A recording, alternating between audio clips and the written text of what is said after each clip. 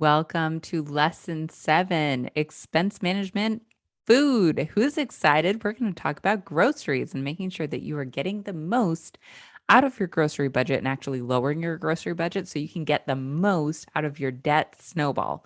Let's do this. This is one of the hardest lessons to learn, but it is also one of the most worthwhile. So this is a video you might be coming back to over and over so that you can keep your expenses low.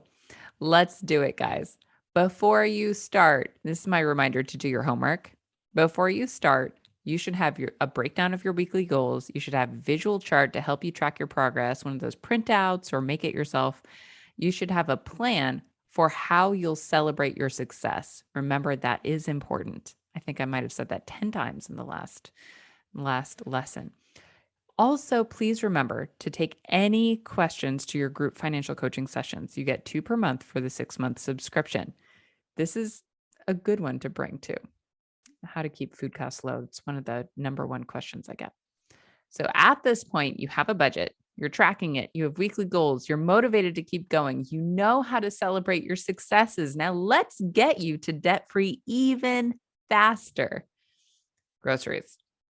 We're going to focus on groceries, meal planning, and budget shopping in this lesson because groceries are the number one variable budget category in your budget. It's the number one expense that could go from $300 a month to over $2,000 a month. I've seen them everywhere. So let's hone in. Before we start, I want to start with some statistics. In April 2021, the average grocery bill for a family of 4 was $1,120.90 per month. Those are US government statistics, guys. And we all know that food costs have soared since then. Due to inflation with food in particular, we're actually looking at closer to $1,350 as the average food bill, grocery bill for a family of 4 now. So that's at least in 2022. The average grocery bill is $1,350. And well, like I just said, that, by the way, this is a projection due to inflation cost estimators. I don't have the actual cost yet. It is currently April 2022, but based on inflation for the different categories and groceries and groceries in general, this is the projection of the average cost of groceries for a family of 4. From April 2021 to April 2022, my family spent an average of $522 a month for food and household goods. So napkins, laundry detergent, toilet paper, Claritin. Now, we live right outside of Boston, so this isn't me shopping at Aldi or getting food from our neighbors. I also work a full-time job, as you can see. I'm a full-time business owner. And at the time, I was a full-time business owner and I was working another job too. I volunteer quite a lot and I manage our household. My husband does a lot of laundry, but I do all the cooking and I manage our household. It's extremely possible to keep food costs low. I also don't coupon, by the way, as I found it takes more time to coupon and save money than using that time to make more money. So I'm not a crazy coupon lady. And sorry if that is you. I don't actually think coupon people are crazy. I think they're awesome, but that's just not how I spend my time. So we're not going to go into that. So how did we do it? How do we keep our food budget so low? Spending a lot less on groceries comes down to a few things: meal planning, shopping deals and sales once a week or less often. So not going into the grocery store more than once a week, eating less expensive foods within the food groups. We'll get to that. And not wasting food, planning to eat up leftovers. One of the biggest budget killers is not meal planning or eating whatever you want whenever you want. The second biggest budget killer is going food shopping more than once a week. So I'll tell you a little bit about my family and myself. I don't like eating the same thing over and over. I'm not going to do it. I just don't like doing it, but I will repurpose leftovers into a different kind of meal. So a lot of times when I'm meal planning, and we'll kind of get into this, but when I'm meal planning, I'm thinking, okay, so if I make a bunch of ground beef, I can use a third of it for chili, a third of it for tacos, and a third of it for whatever, something else. And that's what we do. That's what we do. It just takes a little bit of planning and it takes some freezer space. Meal planning forces you to think in terms of per meal or per person costs. When you are meal planning, you have a calendar or you have your week in front of you and you're thinking, okay, who's going to be here? What should I make? How much do I need to make? How many leftovers do we want? Is this something that we like to eat a lot of, or is this something that we want to eat just a little bit of? So if it's something like a soup, then well, depending on the soup, I'll either make a little bit of it if there's noodles in it and doesn't reheat that well, or I'll make a lot of it and we'll have a lot of it if I really enjoy that soup, like a sweet potato bisque. I love those.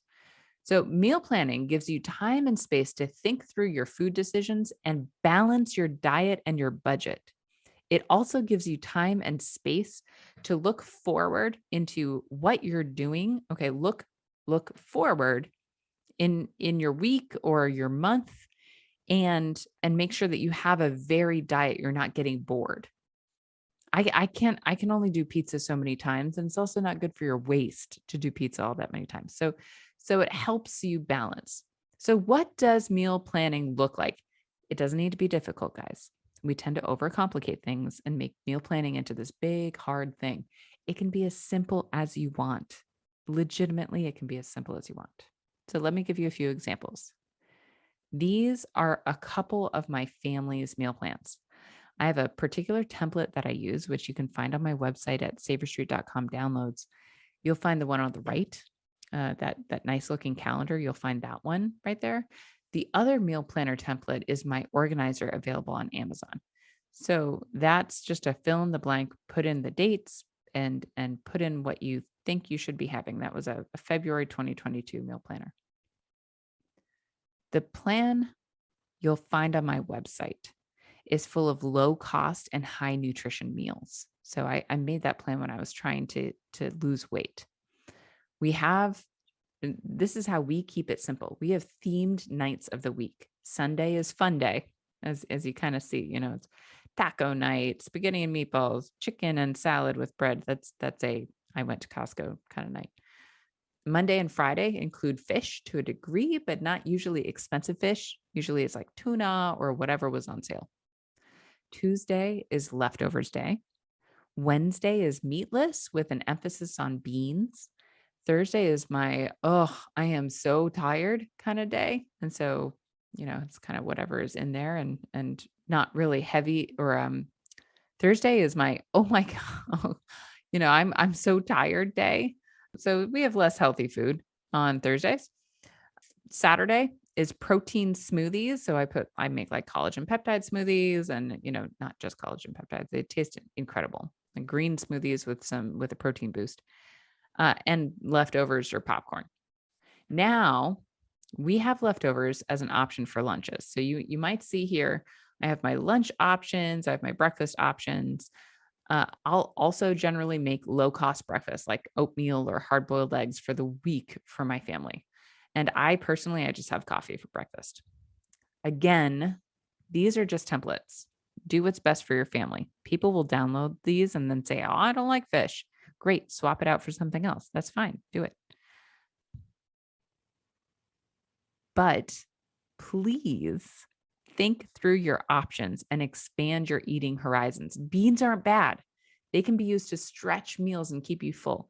I tend to use chickpeas quite a lot, making our own hummus and putting them in salads and in tuna salads and in chicken salad sandwiches. I actually put chickpeas in there. They just adopt the flavor of whatever's around them.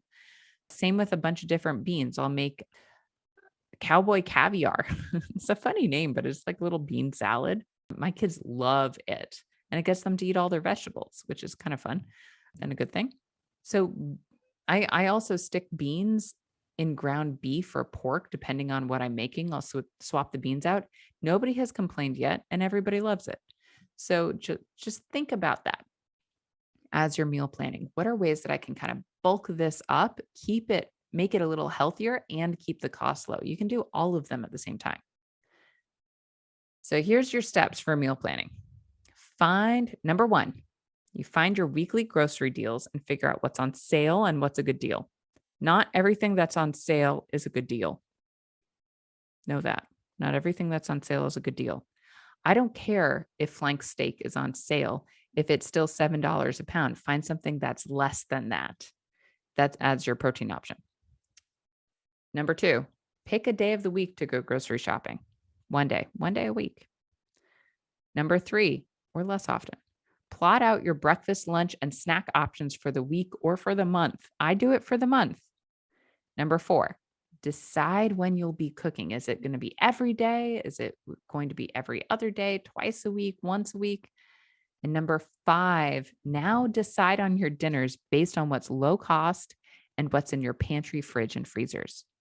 So go ahead and plot day by day for dinners. Remember, you don't need to be a gourmet chef. You can make egg sandwiches, big salads, smoothies, lentil stews, or even just popcorn and chicken nuggets. It's totally fine. Eating at home, buying sales and deals, knowing when a sale is a deal or not, and stocking your freezers with low cost items that are generally more, stocking your freezers with those good sales will save you oodles of money. That's how you keep it low, guys. That's how you do it. Now, let's talk about sales and deals. I kind of just got into that, but let's get into that. First, a warning, not all sales are deals, and not all deals keep your food budget down. Okay, you could have the best deal on caviar. It's still caviar. It's still expensive. Let's look at this. This example, okay? This is Aldi, one of the lowest cost grocery stores in the country. I don't have one near me, but I will look at things like this for clients of mine and help them build these skills. Here's an Aldi in Maryland, the week of St. Patrick's Day. You'll notice a theme for St. Patrick's Day. Grocery stores tend to theme sales around holidays and seasons. Now, corned beef is on sale here. It's $3.99 per pound, but let's really think about it. Yes, that's good for corned beef, but what is the cost of meat normally? What can you get your protein for? At my Costco, I can find bone-in, skin-on chicken thighs still for less than $1 a pound, 99 cents a pound. That's because they buy the chickens as chicks and literally own every step, so they can keep the cost low. I'm essentially here, if I got this deal, I would be paying $3 more per pound for a special dinner. Is it worth it? All of those choices add up. If you're trying to get out of debt, you have to weigh every buying decision, especially in the grocery store. I will say that the cabbage and the red potatoes, they're a good price. Okay, because you see that's $1.99 for a 5-pound bag of red potatoes. That's excellent.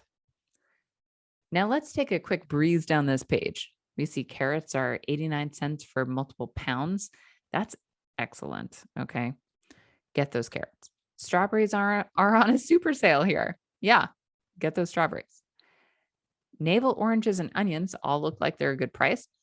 Only get them if you need them. Now, looking at the protein options, none of them are great prices. Not in my view here. Find other options. And now lower down the same page, we'll find a few other deals. They're not great. You can get regular cheddar cheese for a lot less than that, even now. Better Than Bouillon is a good substitute for boxed broth. When you're in debt, lowering your food costs needs to happen, guys. Think through options and alternatives every step along the way. It's okay to get inspiration from the weekly grocery flyer when planning out your food for the next week or two, but be perceptive. Okay, that's what I'm asking you to do here. Figure out what a good deal is for you in your area by type of food: protein, carb, vegetables, fruits, oils, oils and butters, cheeses, that sort of thing. I'm not telling you to eat all the processed foods. Actually, they're a lot more expensive than using fresh fruits and vegetables if you shop the right way. That's what I found when I was trying to lose weight, actually, and when I was trying to keep our food budget low, and I'm still doing that. I found that shopping around the perimeter of the store and buying the deals around the perimeter of the store kept our food budget real low and kept us eating pretty healthy foods. Now, when you're shopping in the store, keep in mind that you might find some markdowns that aren't advertised in the weekly flyer. When I'm shopping, I keep this plate in mind. And the cost per category that we just talked about, the fruits and vegetables, protein, grains, dairy, all of that.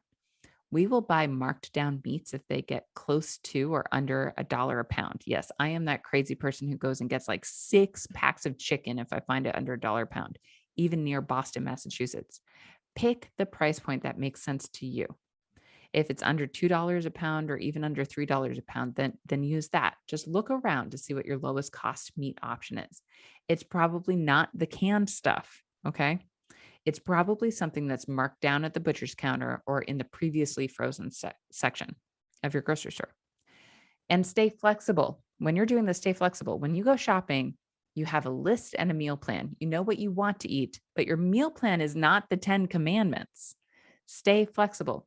If you find that something is more marked down than you expected or is less than what you planned, change it up. Okay? Change it up. Opt for the lower cost option.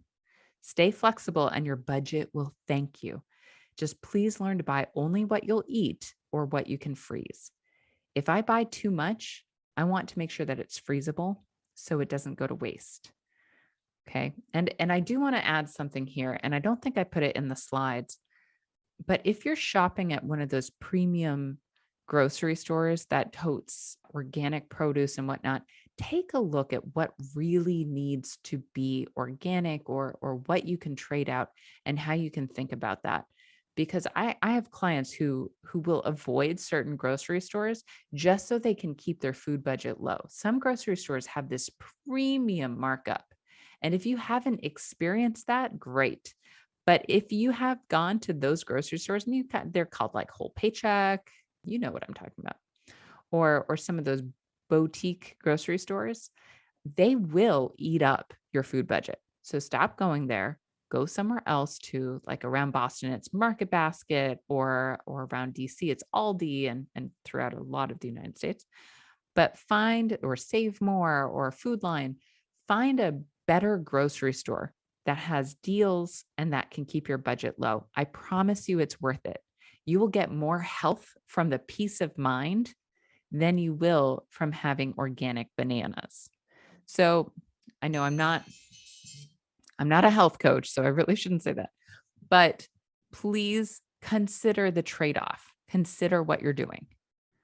Okay. All right. Let's dive into this plate. This is my personal hierarchy for proteins that are least expensive to most expensive. Even now, unless we're gifted red meat or it's a special occasion for a splurge, we don't buy other kinds of meats like beef unless it's on sale. I tend to stockpile meats on sale in our freezers to save money in the long run too. So I do have some beef in our freezer when I found it on a good deal. So the low cost protein options are beans, eggs, bone and skin on chicken, meat that's on sale, as long as it's a deal, cheeses and other dairy, pork shoulder or pork butt. Different places call it different things, and nuts only in moderation or they get horribly expensive.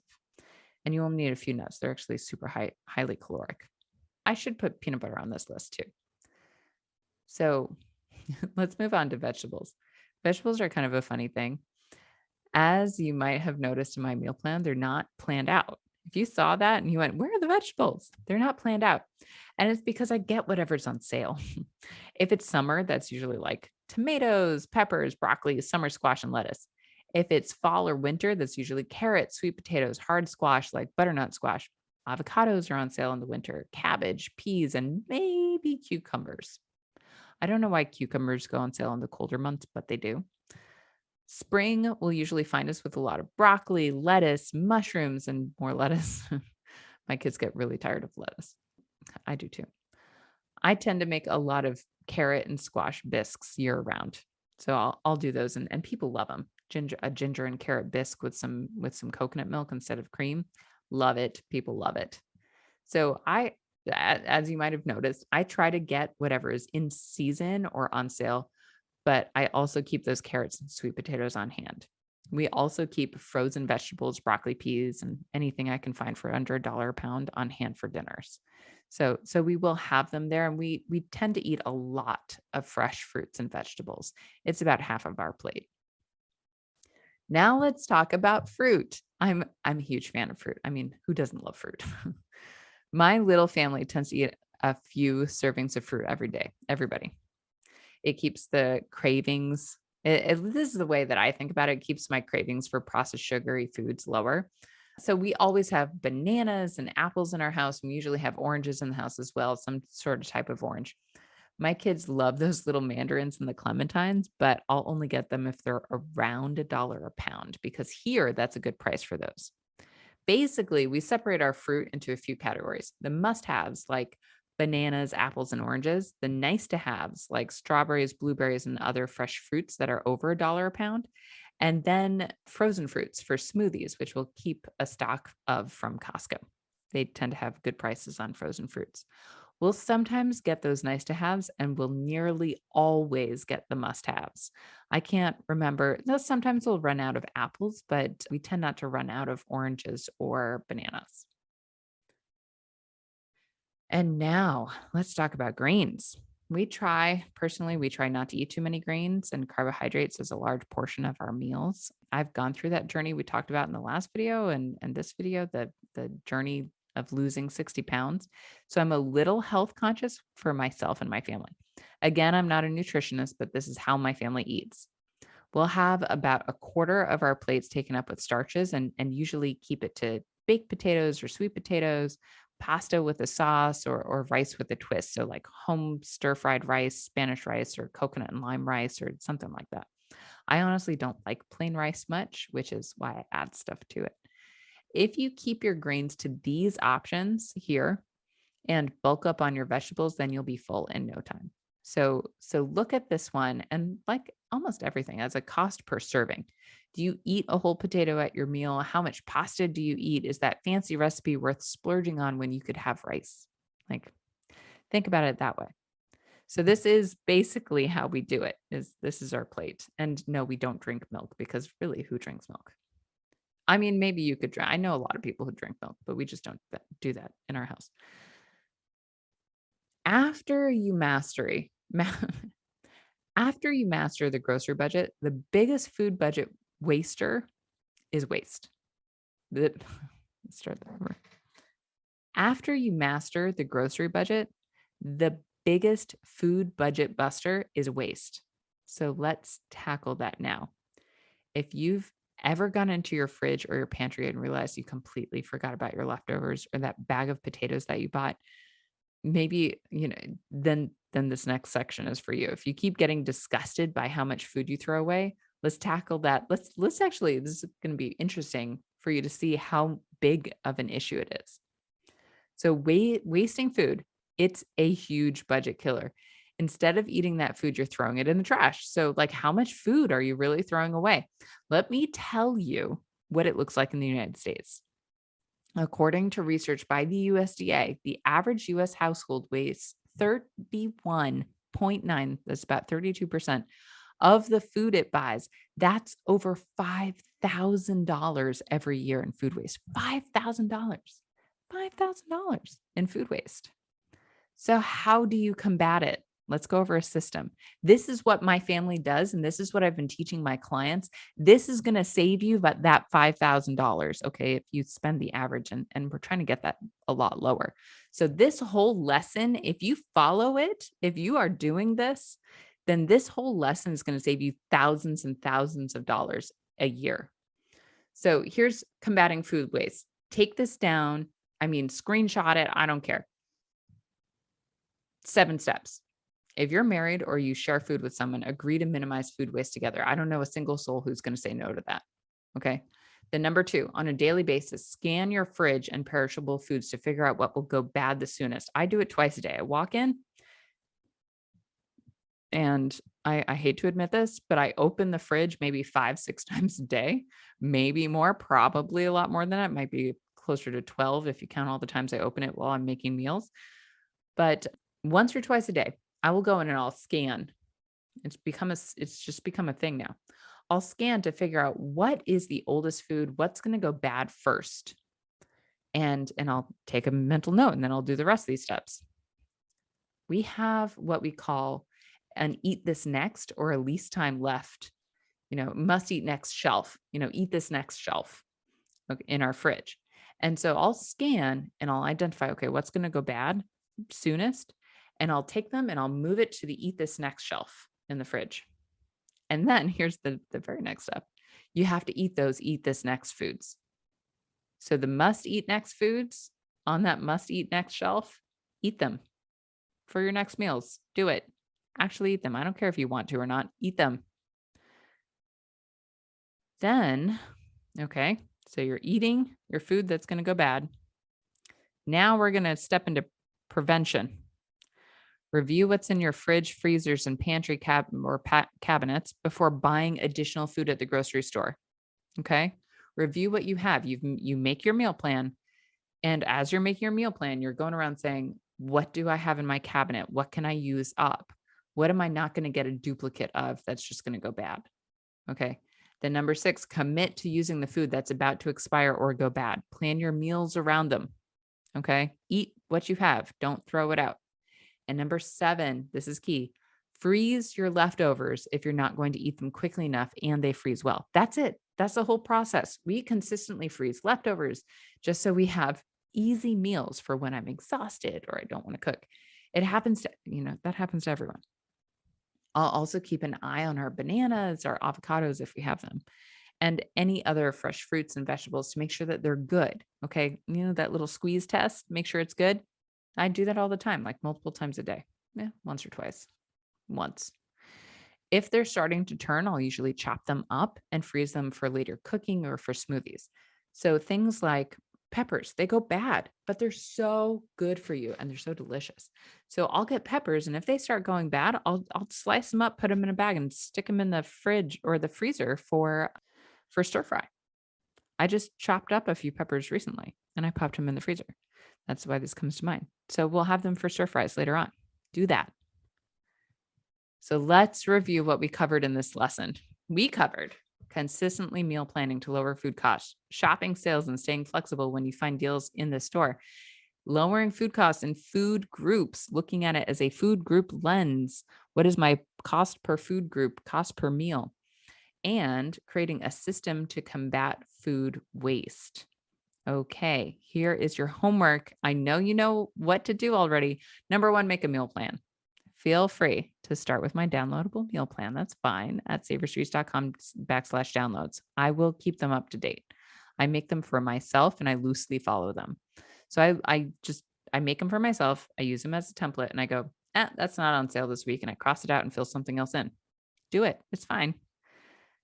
Number 2, make a grocery list from your meal plan and from what's in your cabinets. Number 3, shop sales and deals. When you're shopping, stay flexible to the deals you find while you're there. You're going to find some better deals while you're there than advertised because there's going to be some markdowns. So stay flexible. Then number 4, eat what will go bad first. Minimize your food waste. This whole lesson is about keeping your grocery bill under control. It's easier than you think to keep your food costs low. If you need help or have questions, please join the group financial coaching sessions. We're here to help you get out of debt for good. Okay. Before you start the next lesson, you should have a meal plan that uses sales, deals, and lowers the cost of food. You should have a lower grocery budget, and you should have a designated eat this next shelf in your fridge and or pantry cabinets. Okay. That should help. That is probably going to be my most viewed lesson. That should help. The next lesson is all about other essential expenses. So things like utility and housing and your car and clothing and all that. It's a big lesson. It's going to help you. I will see you there.